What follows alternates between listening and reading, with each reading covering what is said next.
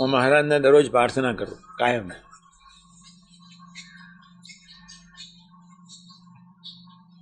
પ્રતિકૂળતા અને સાનુકૂળતા દરરોજ સાથે આપજો. આ સાધક તરીકે હું 1957થી પ્રાર્થના કરું. પ્રતિકૂળતા અને સાનુકૂળતા સાથે આપજો. માનવીના મનના એક હેવા એવા છે કે એને બધું સારું જ ગમે. હું જ્યારે ઇન્ટરનલ ટેન્શનમાં જતો, બહુ પ્રતિકૂળતામાં કામ કર્યું મેં. અત્યારની સાનુકૂળતા તો ખૂબ કહેવાય. સ્વામીજીના 5 પ્રસંગો યાદ કરી લો એકી સાથે. પહેલો પ્રસંગ, 40 વર્ષ ગમાનમાં સૂતા. ક્યાં સૂતા? ચોચડ.